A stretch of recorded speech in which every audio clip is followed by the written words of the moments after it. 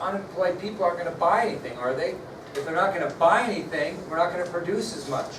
And if we don't produce as much, unemployment's going to continue because there's no jobs. Okay?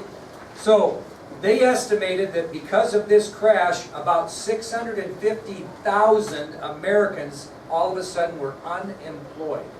650,000 by the end of 1929. You know what that number rose to by 1932? From 650,000 to 12 million Americans out of work. Yep.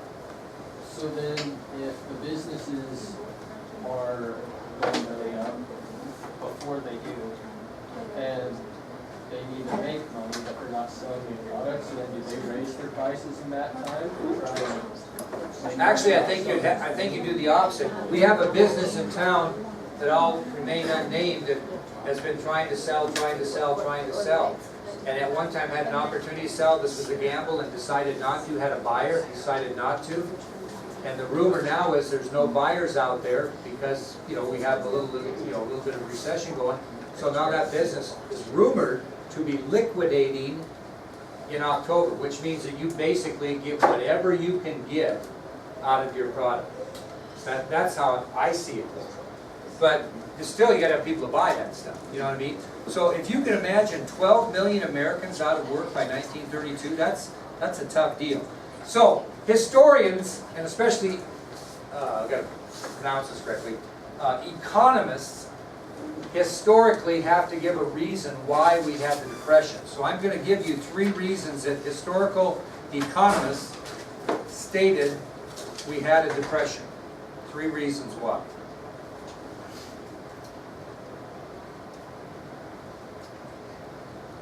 And I'm no financial wizard, so I don't have all the answers, but this is what history states. Number 1, America's high tariff policies during and after World War I. America's high tariff policies during and after World War I.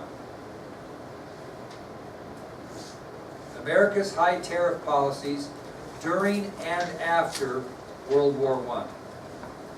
Now, what that means is the United States, because we were doing so well producing our own things, didn't feel like that we needed anything from foreign countries. So we taxed foreign countries to the point that they wouldn't purchase any goods from who?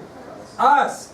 Leaving more supply than demand. So we decided to tax foreign countries because we thought we were pretty saucy. And they said, to hell with you, I'm not going to buy anything. And when they didn't buy anything, we created more of a supply than a demand. That's one reason historians believe we had the Great Depression. 2, now this might be interesting, but it makes sense. If the stock market's hot, but you don't have the money to put any money in the stock market, but you want to because, man, you're going to make a fortune, what might you do to put money in that stock market? Borrowed. So that's the second reason. Too many Americans borrowed money to invest in the stock market. So not only do you lose the money you put in the stock market, you got to do what? Pay back the loan. So that's another reason why historians believe the Great Depression occurred, is too many Americans during the fat city time of the stock market actually borrowed money, robbed Peter to pay Paul. And it didn't work very well. Because when they lost their rear end in the stock market, they still owed the person they borrowed the money from to put in the stock market. And the third reason is historians say we had a Great Depression, it was simply part of the American system. And Hannah and I kind of talked about this real early in the lecture today. Anytime there's easy money out there, and it's part of the American system, it has been forever. Anytime there's easy money out there, what do people do instead of save? Spend. And that's a problem, okay? So it's just part of the American system, okay? When there's money out there, people spend it. They don't save it, okay? It just is, it's a catch-22. What's the biggest problem that young adults have at this time financially? Credit card debt. Exactly right. Pretty easy. Feeling kind of saucy. I'm going to go buy me something. pretty soon that credit card goes from the minimum balance of $32 a month to a minimum balance of $600 a month because you got 12 grand charged on your credit card. Too many, and our society makes it too easy for people to get in trouble. God, you can use your credit card for anything. You can go put a down payment on your car, put it on your credit card. Now I'm kind of bad with the credit card, not that way, but I have a Cabela's credit card. So I mean everything except for my mortgage I pay for on that card, and I pay my mortgage on it if I could, so that I get these points. I haven't spent a dime at Cabela's for like 5 years. I'm not kidding. But you got to do what? You got to be disciplined to what? Pay it off every month. So if you got $600 on your credit card, you better pay it off. You got $3,000 on your credit card because you bought something, you better pay it off. I try to put as much as I can on that Cabela's card. I have like a limit of like 30 grand. But you put it on there and it builds up these points. But if you're not disciplined enough to pay it off, you get yourself in trouble. And so that's what happened. Too much money, easy money. Now, who was the person that was, you always got to have a fall person for the Depression. Whose fault was it? President Herbert Hoover. He took the fall. The American people held him responsible. And so we have an upcoming election of 1932, and by God, we're going to have to elect somebody that's going to get us out of this depression that damn Hoover put us in.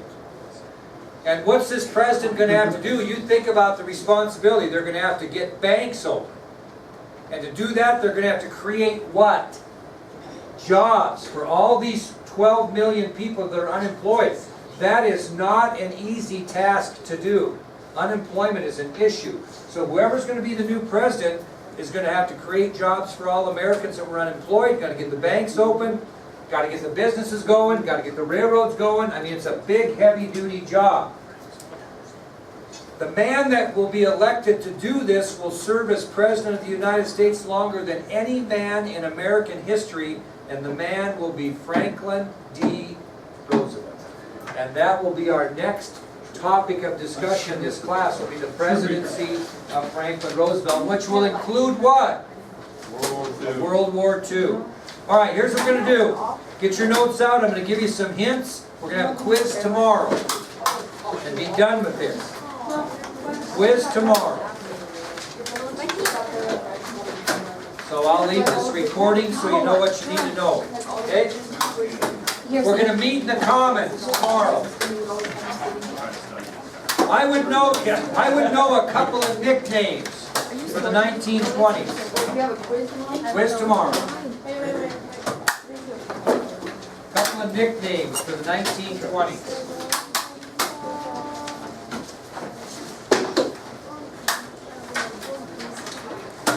I would know what the Boston police wanted when they went on strike. What were their demands? What was the Boston police's demands?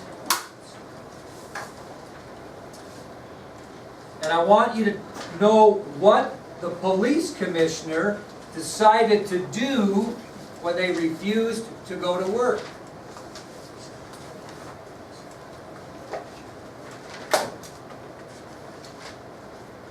I want you to know in essence what the steel strike wanted at the end.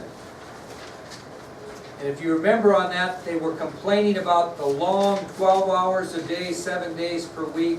And what did they really want in the end? An 8-hour day.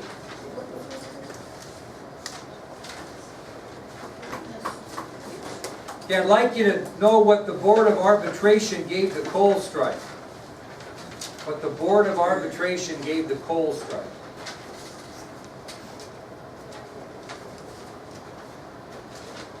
You are responsible in its entirety for the Teapot Dome scandal. In its entirety. So I'd study that up pretty good. Wait, Teapot Dome scandal. I'd know that inside and out.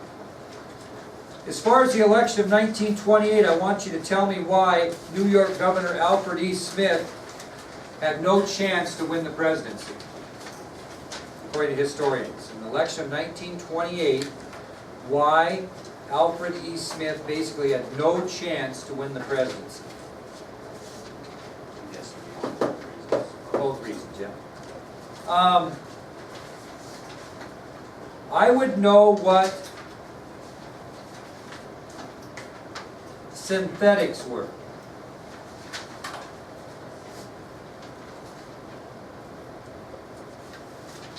I would know about Alexander Fleming. And I would know what the life expectancy change was because of the technological advances in medicine during the 1920s.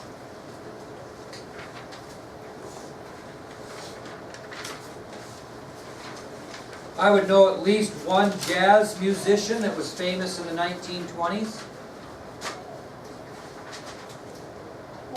One. I would know the leading couple in the movies in the 1920s. Who were the leading couple?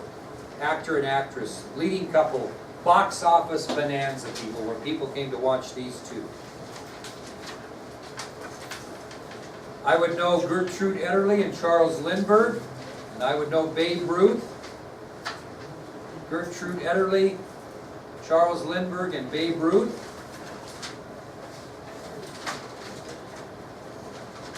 And I would know the 3 reasons historians gave for the Great Depression. How about that? We'll have that quiz tomorrow. It'll be worth around 50-ish. And we'll be done with that. Have you seen the big